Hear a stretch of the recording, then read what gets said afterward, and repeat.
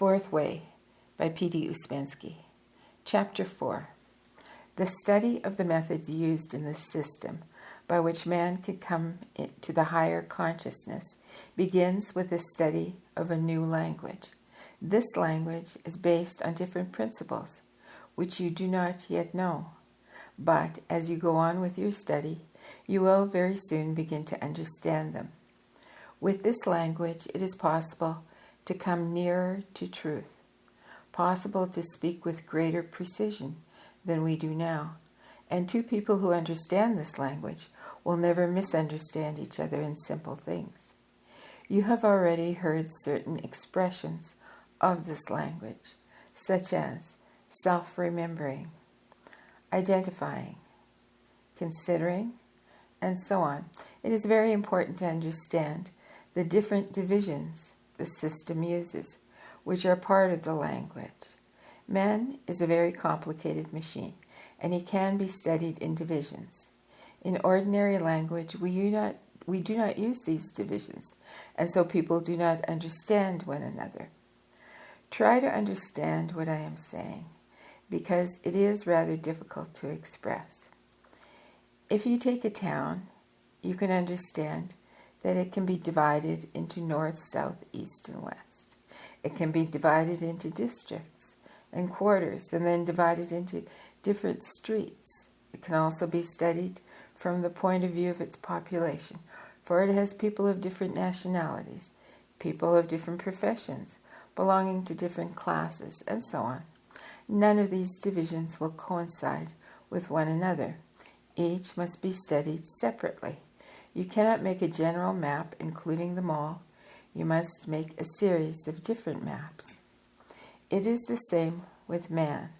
For instance, I have already given you certain divisions. The first is the division of centers or functions, so that each man consists of 4 men, each living his own life in the same man, with his own associations, his own likes and dislikes. Then I showed you the division into different I's. This is a very useful division. Man is not one, he is plural. A crowd consisting of people who do not know one another and who fight with each other. The division into many I's was supplemented by the different roles of a man that he plays in different circumstances. Then there was the division into knowledge and being, what a man knows and what he is. I've also given you the division of a man into 7 categories. Man number 1, 2, 3, 4, 5, 6, and 7. Now we come to another, a quite different division, not parallel with any of the others. The division into essence and personality. Essence is what you were born with. Personality is what you acquire. Essence is your own. Personality is not your own. All man's inner life, all his perceptions and reactions are divided into 2 parts. There are certain things which are born with you, such as certain physical features, state of health, certain kind of predispositions, inclinations, tendencies, and so on. They belong to essence. Personality is what you acquire in the course of your life, views, opinions, words. It's easier to understand the difference between essence and personality if you find some examples.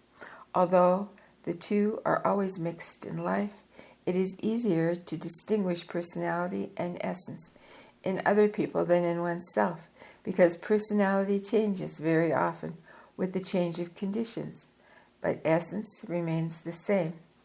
This division is very important to understand because many things that we speak about in man refer to essence, while others refer to personality. Question by Ouspensky. If essence is what we are born with, can it be added to? Can it increase? Answer by Gurdjieff. Yes, but it can only be done if personality becomes educated and ceases to press upon essence.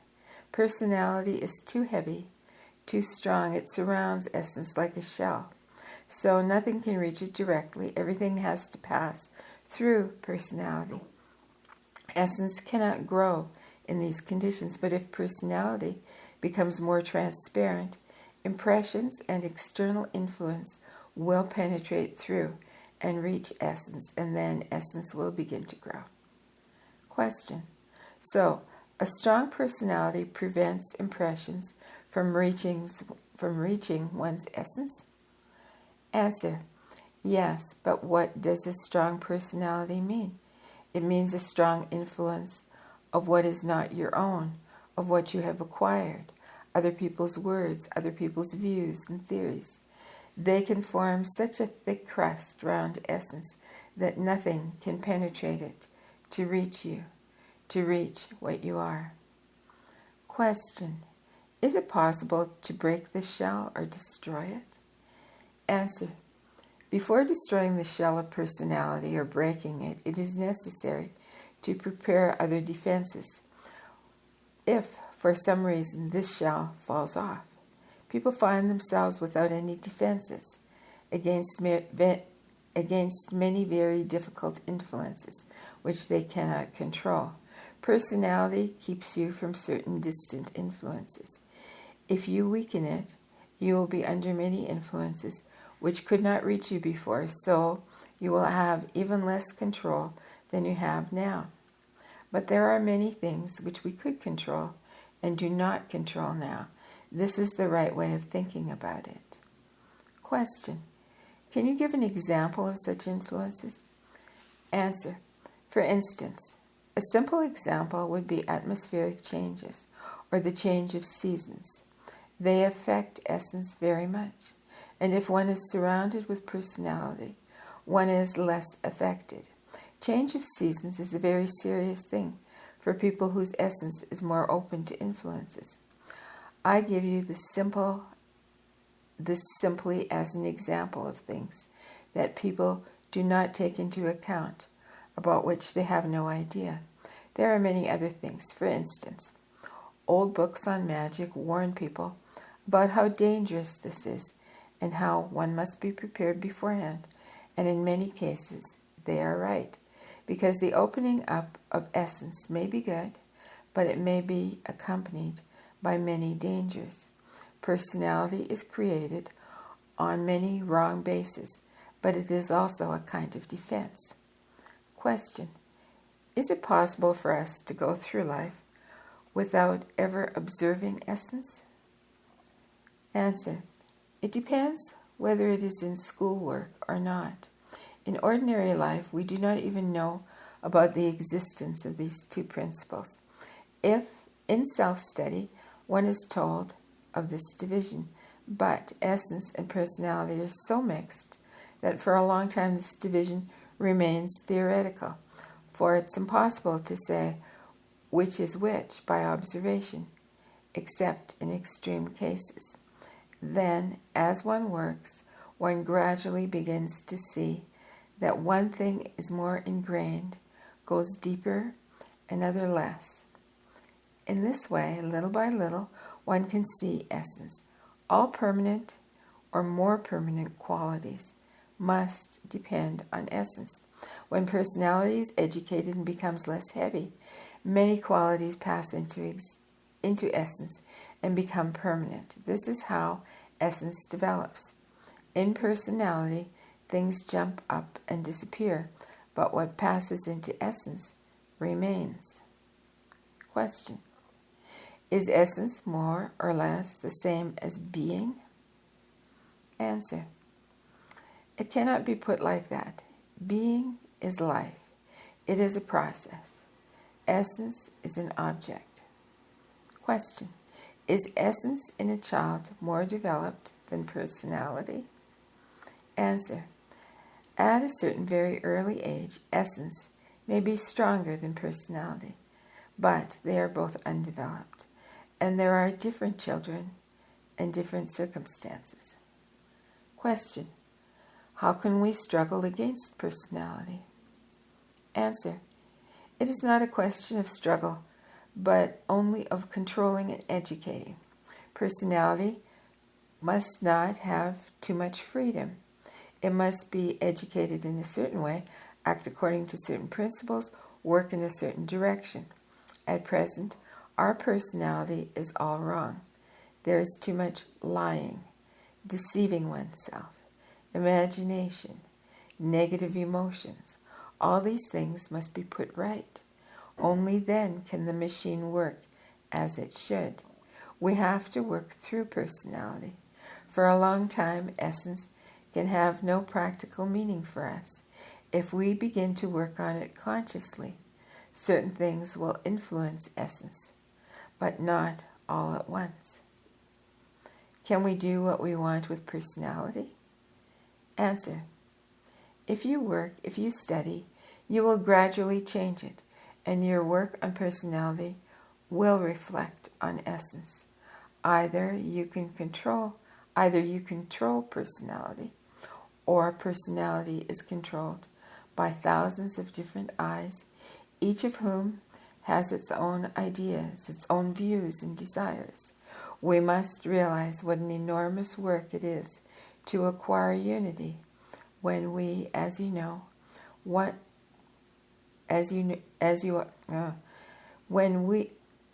let me start the sentence again.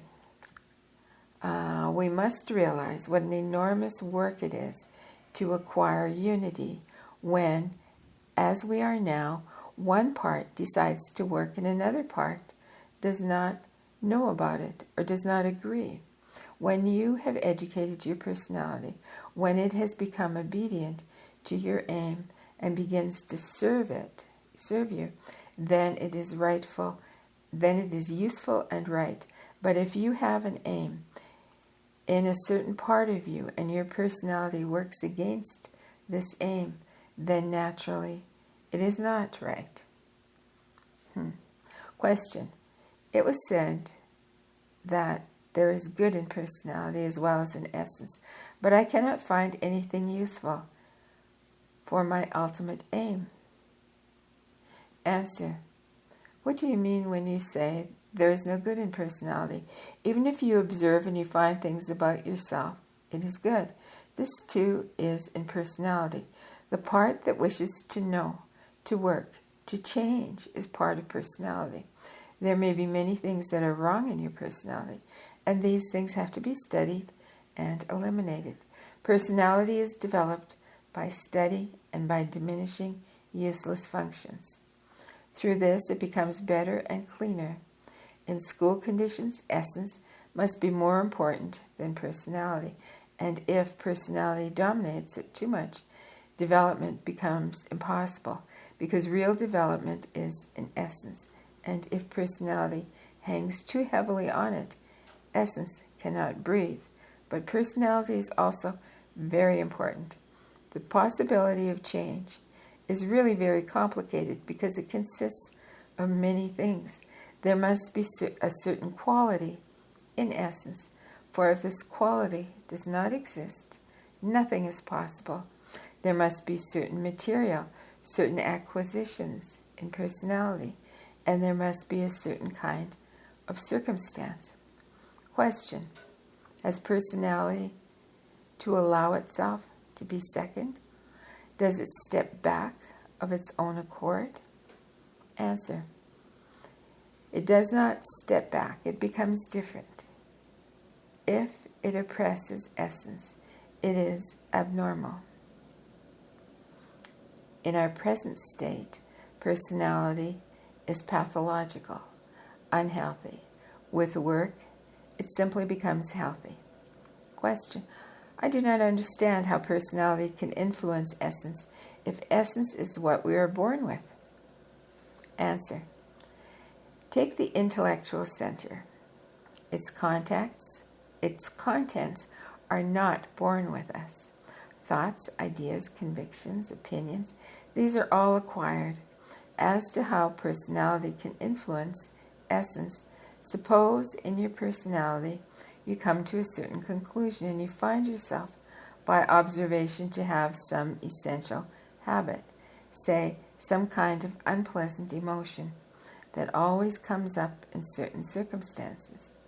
You realize that it is not useful in any sense. It wastes energy and makes your life more difficult. How can you struggle with it?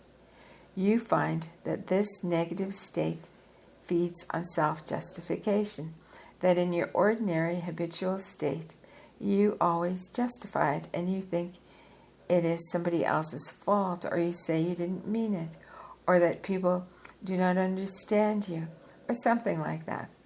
This allows it to exist. If you change your point of view, if you cease justifying it, and create instead a permanent idea in yourself that this emotion is wrong, that it is not justifiable, then this point of view may eventually become permanent. Question: does heredity count for anything in essence?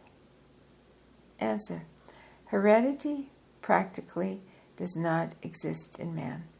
Wrong qualities may be hereditary, but good qualities cannot be inherited. Animals are under different laws from man. In them, good and bad qualities are equally transmitted, but in man, what may be transmitted apart from physical qualities are only features of degeneration. Otherwise, there is nothing to transmit. Physical features can be inherited, but not features like self-consciousness. Essence cannot be inherited. Question: is the tendency to negative emotion in the essence, or is it entirely acquired in personality? Answer: there may be a tendency, even in the essence, a certain disposition to it, but we can take it that it all refers to personality, because if there were a really strong tendency to negative emotion in essence, it would almost mean insanity.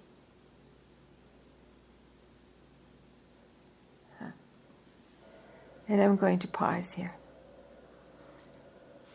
Till soon.